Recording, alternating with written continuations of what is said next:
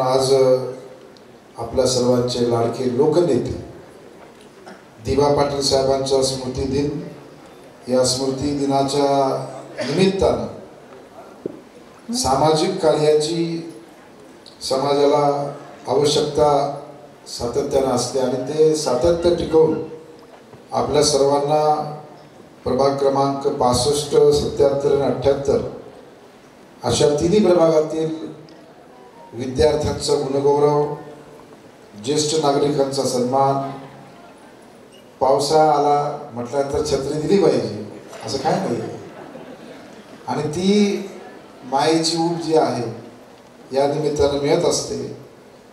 नवी मुंबई पुनर्वसन सामाजिक संस्थेच्या निमित्तानं आमचे ज्येष्ठ सहकारी ज्यांनी सातत्यामध्ये नवी मुंबईच्या विविध अशा विषयांना नुसता हात नाही घातला तर हात पकडला सुद्धा, आणि त्याचंच खऱ्या अर्थानं आता आपल्या सर्वांना निकाल मिळतोय. असे आमचे सहकारी दशरथ भगत साहेब, आमच्या भगिनी फशीबाई भगत, सौभाग्यवती वैजंती ताई भगत, आमचे युवा सहकारी निशांत भगत, आमचे युवा सहकारी संदीपजी भगत, समाजसेविका प्रीती ताई भगत, देवेंद्रजी खाडे, संजयजी यादव, विठ्ठलरावजी यादव, हुनेश्वरजी धनू, विजयजी पाटील, प्राध्यापक सासवडे सर, राकेशजी कोळी, अध्यक्ष मोरा मच्छीमार व्यवसाय सहकारी संस्था, चंद्रकांतजी कोळी, प्रमोदजी कोळी, जयेशजी आकळे, राजजीत आसोळकरजी, भुवनेश्वर धनुजी, अजिंक्यजी पाटील, संदेशजी भाटेकरजी, कोणाचं नाव राहून गेलं असेल तर क्षमस्व.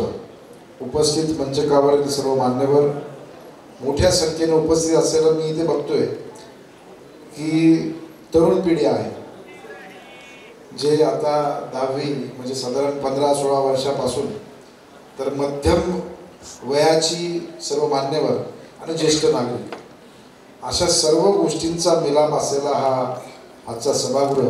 आपल्या सर्वांना नमस्कार.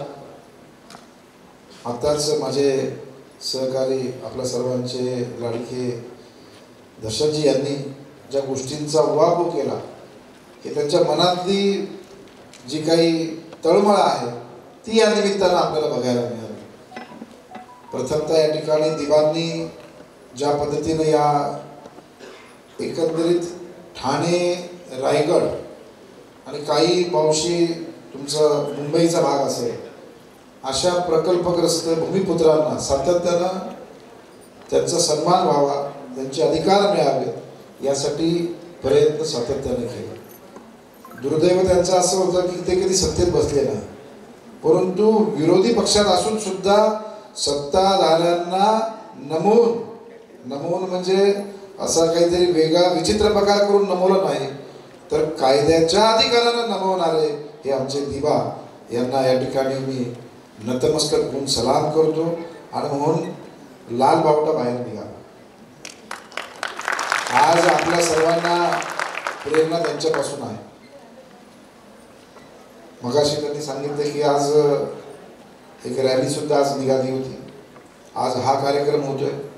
निमित्त जरी दिवांच्या पुण्यस्मरणाचं असलं तरी दिवा आपल्या सर्वांच्या समोर ठेवण्याचं काम दशरथजी आपण करताय. मी आपलं मनपूर्वक अभिनंदन करतो आणि आभार व्यक्त करतो की आपण ही ज्योत सातत्यानं धगधगत ठेवलेली आहे. तेवली नाही, नुसती तेवत नाही ठेवली, धगधगत ठेवलेली आहे. तेवत राहणं आणि धगधगणं याच्यामध्ये फार फरक आहे. मला या गोष्टीचा आनंद आहे की आपण विमानतळ तर होणारच आहे, आता काय अंतिम टप्प्यात आहे, परंतु त्याचं नामकरण इतिहास झाला की त्याचं नामकरण लोकनेते दिबा पाटील आंतरराष्ट्रीय विमानतळ होणार. याच्याबद्दल कोणाच्याही मनात कुठली शंका असता कामा नये. दशरथजी आम्ही सर्व या समितीच्या माध्यमातून हा विषय सातत्यानं लावून धरलेला आहे. आणि आज आनंद आहे की देशाचे आदरणीय प्रधानमंत्री नरेंद्र मोदी साहेब, या देशाचे गृहमंत्री अमित शाह साहेब या देशाचे हवाई उड्डाण मंत्री आणि या महाराष्ट्राचे लाडके मुख्यमंत्री देवेंद्र फडणवीस साहेब, दोन्ही उपमुख्यमंत्री, या सर्वांनी हा ठराव एकमतानं राज्य सरकारच्या माध्यमातून केंद्राला पाठवलेला आहे. आणि जी आता दशरथ भाऊंनी जी माहिती सांगितली की आता या महाराष्ट्रातल्या 5 अशा प्रमुख एअरपोर्ट्सची नामकरण होणार आहे आणि त्याच्यामध्ये तुमच्या आमच्या या नवी मुंबई एअरपोर्टचं लोकनेते दिबा पाटील असं नामकरण लवकरच होईल. आम्ही सुद्धा प्रतीक्षा त्याची करत आहोत की कधी पहिलं तिकीट काढू आणि त्या विमानातून जाऊ, बरोबर की नाही. आणि अशा या सुंदर उपक्रमाच्या माध्यमातून आज विद्यार्थ्यांचाच गुणगौरव होतोय. त्यांच्या पुढच्या भावी वाटचालीसाठी मी आपल्या सर्वांना शुभेच्छा व्यक्त करतो की आपण नवी मुंबईचे या देशाचे पुढचे भविष्य आहात. आपल्याकडून या देशाचं नव्हे तर संपूर्ण विश्वाचं कल्याण हो अशी मी आपल्या सर्वांना शुभेच्छा व्यक्त करेन. आज या ठिकाणी ज्येष्ठ नागरिक सर्व बसलेले आहेत ज्यांनी या देशासाठी आपलं योगदान दिलेलं आहे. ज्यावेळेस तुम्ही तरुण असाल त्यावेळेस जे काही काम केलेलं आहे ते देशाला समर्पण आहे. आणि म्हणून असे ज्येष्ठ नागरिक माता भगिनी या ठिकाणी आहेत. मला 2-3 विषयांवरती बोलायचं. एक विषय आहे या ठिकाणी मच्छीमारांच्या संदर्भातला जो तुम्ही विषय काढला तो विषय निशांत भाऊ माझ्याबरोबर होते. MMRDAचा जो अटल सेतू झालेला आहे, अटल सेतूमध्ये ज्या लोकांना आता कशी तुम्ही सांगितलेली गोष्ट खरं आहे की मच्छीमाराची कुठली व्याख्या आपण त्याच्यामध्ये पकडायची आणि त्याच्यामध्ये आपल्याला एक असं कौल असतो ना, होडीचा कौल असतो. तो कौल असलेल्या लोकांचं ज्यांचं पालघरला तिथे नोंदणीकृत आहे अशाच लोकांना देण्यात यावं अशा पद्धतीचा सरकारचा नियम आहे. परंतु मागच्या कॅबिनेटमध्ये दादांनी खास करून माननीय मुख्यमंत्री साहेबांना विनंती केली की साहेब आमचा कोळी जो आहे, दादांनी तर इथपर्यंत सांगितलं की आमची जी कोळी नाही ना, कोळी काती घेऊन बसते तिथपर्यंत ते पैसे पोचले पाहिजे, तिचापर्यंत तो अधिकार आहे. आणि म्हणून नियमांमध्ये बदल व्हायला पाहिजे. शेवटी कायदे नियम कोणासाठी असतात? सरकार हे कोणाचं आहे? हे लोकांसाठी कायदे असतात. सर्वसामान्य लोकांना या ठिकाणी त्याचा उपयोग व्हायला पाहिजे. आणि म्हणून कायद्यात रूपांतर होण्याच्या अनुषंगानं प्रयत्नाची पराकाष्ठा त्या ठिकाणी चालू आहे. असं 3 टप्प्यामध्ये ठरलेलं आहे. नवी मुंबईच्या संदर्भात सांगतो. आपले जे सोनखार तुम्ही बोलले, सानपाड्याच्या तिथपर्यंतचा अटल सेतूचा तो ADSचा दाखला आहे. तर तिथपर्यंत अटल सेतूमध्ये ज्यांचं नुकसान झालंय त्यांना तिथे भरपाई मिळेल. ह्या 2 जे आपल्या वाशी खाडी पुलावरती 2 अजून नवीन ब्रिज बनलेला आहे ते MSRDC MMRDA कोणी द्यायचं आम्हाला माहीत नाही. दोघांपैकी कोणी निर्णय घ्यावा अशा परवाच्या माननीय मुख्यमंत्र्यांच्या बैठकीमध्ये अंतिम झालेला आहे. त्याच्यामुळे तिथून तर आपल्या कोपरखेरण्यापर्यंत या अंतर्गत येणाऱ्या MMRDA किंवा MSRDCने त्यांचं नुकसान भरपाई द्यावी. घनसोळी ते दिघा नवी मुंबई महापालिकेचा पामबीच रोडचं एक काम चालू आहे. त्या तिथल्या जे आपले मच्छीमार आहेत त्यांना नवी मुंबई महापालिकेने नुकसान भरपाई द्यावी. आणि त्याच्यामुळे झालं चांगली गोष्ट की दिघ्यापासून तर CBD दिवाळापर्यंत जितकं आपले मच्छीमार बंधू भगिनी आहेत त्या सर्वांना न्याय मिळेल आणि त्यांना सर्वांना न्याय देण्याचं काम तुमचं आमचं असणार आहे हे या ठिकाणी नमूद करू इच्छितो. दुसरी या ठिकाणी ज्येष्ठ नागरिकांचं या ठिकाणी आले आहेतच. मला आनंद आहे की जरी दशरथ भाऊंनी मगाशी सांगितलं की विरोधात होतो किंवा सत्तेत होतो, शेवटी सत्ता विरोध हे लोकशाहीचं एक खूप चांगलं गणित आहे. परंतु जेव्हा समाजासाठी लोकांसाठी एखादी गोष्ट चांगली आहे जेव्हा लक्षात येते तेव्हा त्यांनी सांगितलं की आम्ही विरोध जरूर होता, परंतु जेव्हा आमच्या लक्षात आलं की चांगल्या गोष्टीसाठी या ठिकाणी हा ठराव आहे तेव्हा एकमतानं त्या ठिकाणी आपण पाठिंबा दिला. तेव्हाही मी तुमचे धन्यवाद करतो आणि आज सर्वांच्या समोर सुद्धा मी तुमचं या ठिकाणी मनपूर्वक आभार मानतो.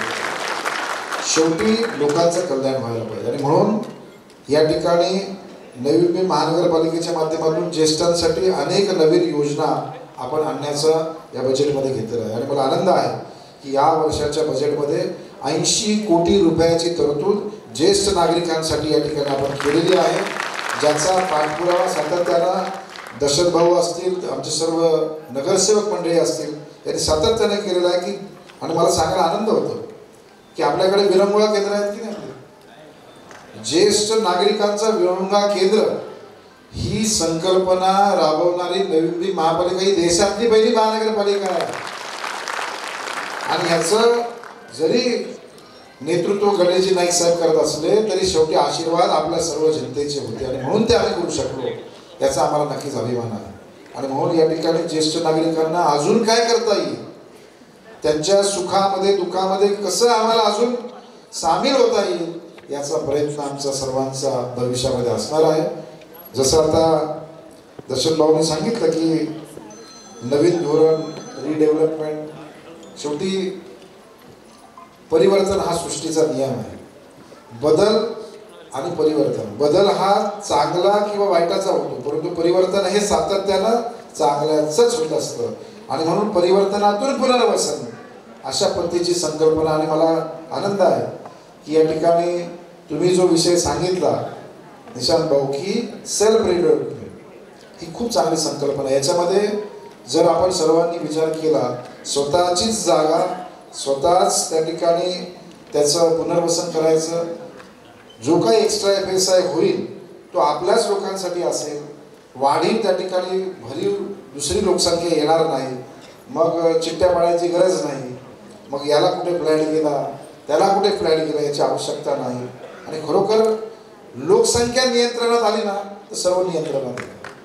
पाणी पण त्या ठिकाणी नियंत्रणात राहील, गार्डन पण. आता काय होईल, गार्डन आपले छोटे आहेत. आता जसा जो युनिफाईड DCR आलेला आहे भाऊ, 1 FSI हे शहर बनलेलं आहे, पूर्ण ॲव्हरेज हे शहर 1 FSI बनलं आहे, परंतु आता संकल्पना 5 FSIची आहे, म्हणजे एका माणसाच्या मागे 5 माणसं. आज या शहराची लोकसंख्या 20 लाख आहे, म्हणजे 1 करोड नाही म्हणत मी, पण 50 लाख जर झाली तर त्या गार्डनमध्ये आज विचार करा, आज किती लोक गार्डनमध्ये वॉक करत असतात. नंतर काय होईल, ती ट्रेन माहिती आहे तुम्हाला, आपली ट्रेन पहिला 5 डब्याची ट्रेन होती, आता ती 17 डबा. पुढे असं होईल की तो स्टेशन ते हे स्टेशन टचच होईल. तसं ते गार्डनमध्ये नको वॉक करताना, फक्त ती ट्रेन नको दिसायला.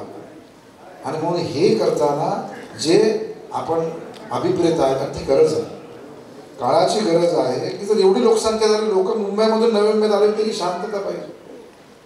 आणि जर ती शांतता भंग होणार असेल तर या शहरात राहणार, आणि म्हणून ते न होण्यासाठी आपला नक्कीच प्रयत्न आहे आणि तो आपण नक्कीच मांडू, हे मी या ठिकाणी आपल्या सर्वांच्या इथे नमूद करू इच्छितो. जसं आता या ठिकाणी खास करून विद्यार्थ्यांसाठी सांगू इच्छितो, आज आपण फार नशीबवान लोक आहोत की आपल्या शहरामध्ये कॉलेजेस आहेत. आपल्या लोकांना बाहेर कुठे मुलांना जायची आवश्यकता भासत नाही.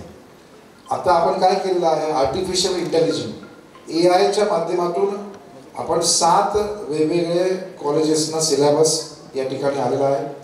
मग ते 11वी 12वी FY SY TY म्हणजे जे कॉलेज ग्रॅज्युएशनपर्यंतचं, त्याच्यामध्ये सुद्धा AI आणलेला आहे, इंजिनिअरिंगमध्ये आलेला आहे, प्रत्येक क्षेत्रामध्ये AI आलेला आहे. आणि म्हणून त्याचा उपयोग भविष्यातील पुढच्या पिढीला कसा होईल याचा, शेवटी बघा काही गोष्टी आहेत त्या तुम्हाला थांबू शकत नाही. एक वेळ असा होता की सर्व टाईपरायटर असायचे आणि 40चा स्पीड आहे का 50चा स्पीड आहे का असं म्हणायचे ना.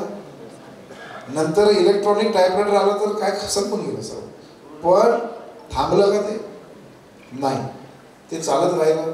इलेक्ट्रॉनिक टाईपरायटर गेलं, कम्प्युटर आलं, कम्प्युटर गेलं, लॅपटॉप आला, लॅपटॉप नंतर आता तुमचं स्मार्टफोन आला. आता तर काय मोबाईलवरती तुम्हाला बोलायचं आणि ते टाईप होतं, माहिती आहे तुम्हाला काय. आता बघा ते तंत्रज्ञान कसं केलेलं आहे. सांगण्याचं तात्पर्य असं आहे की प्रत्येक गोष्टीला पर्याय असतो. आणि म्हणून मी विद्यार्थ्यांना सांगतो, आपल्या नवी मुंबईतल्या प्रत्येक कॉलेजेसमध्ये आपण त्याची तरतूद केलेली आहे. जे नवी मुंबईचं एअरपोर्ट होते तिथे 14,000 लोकांना नोकरी लागली, म्हणजे आता लागणार आहे. त्याच्यामध्ये आतापर्यंत 3000 लोकांना ऑलरेडी रिक्रुटमेंट झालेली आहे. दशरथ भाऊंना पूर्ण माहिती आहे की त्याचं ऑलरेडी क्लासेस चालू आहेत, त्यांचं ट्रेनिंग चालू आहे आणि भविष्यामध्ये पुढच्या 5 वर्षामध्ये 17,000, 18,000, 21,000 असं करत करत 50-55,000 लोकांपर्यंत त्यांची संख्या जाणार. आणि म्हणून माझी विद्यार्थ्यांना सांगणार की आपल्या सर्वांना त्याचा खूप चांगला बेनिफिट आहे. वाशीच्या एअरपोर्ट तुमच्या रेल्वे स्टेशनला बसलं की नवी मी आपल्या महापालिकेच्या पुढे गेलं की एअरपोर्टच्या स्टेशनला उतरलं की डायरेक्ट म्हणजे तुम्हाला जायला सुद्धा अडचण नाही. असं त्या ठिकाणी योजना आपण सर्वांनी केलेली आहे. त्याचा उपयोग करण्यासाठी विद्यार्थ्यांनी जे एअरपोर्टच्या संदर्भातले जे कोर्सेस आहेत, 6 महिन्याचे कोर्स आहेत, 9 महिन्याचे कोर्स आहेत, 1 वर्षाचे कोर्स आहेत, याच्यामध्ये आपल्या सर्वांना 30,000 रुपयापासून तर 3 लाख रुपयापर्यंतची नोकरी तिथे उपलब्ध होणार आहे. आणि हे सर्व जबाबदारी मी आणि दशरथ भाऊंनी आम्ही घेतलेली आहे. ते काम आपल्याकडून घेण्याचं जबाबदारी ही आमची असते.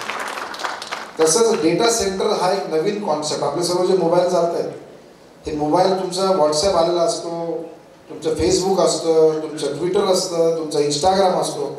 ह्याचा सर्व डेटा जो आहे हा कुठल्या तरी सर्व्हरमध्ये असतो, कुठल्या तरी कम्प्युटरमध्ये असतो. आणि ते कम्प्युटर्स कुठे असतात तर ते डेटा सेंटरमध्ये असतात. आपल्या नवी मुंबईमध्ये 5.5 लाख कोटी रुपयांची इन्व्हेस्टमेंट या ठिकाणी आपल्या शहरामध्ये झालेली आहे. 5.5 लाख कोटी रुपयाची. आणि ती इन्व्हेस्टमेंट करण्याच्या दृष्टिकोनातून तसे विद्यार्थी आपल्याला लागणार आहेत. आणि म्हणून आपण 7 कॉलेजेसना त्याचं ज्ञान तंत्रज्ञान शिकवण्याचे त्याला परमिशन दिलेले आहे. तशाच पद्धतीनं इम्पोर्ट एक्सपोर्ट झोन,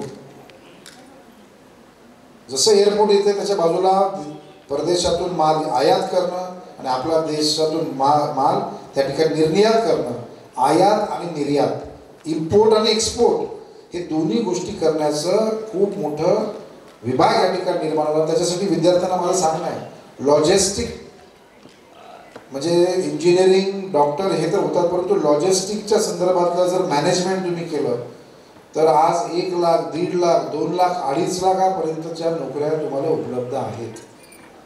आपल्या नवी मुंबईमध्ये CBD परिसरामध्ये 400 नवीन कंपन्या लॉजिस्टिकच्या आलेल्या आहेत. 400.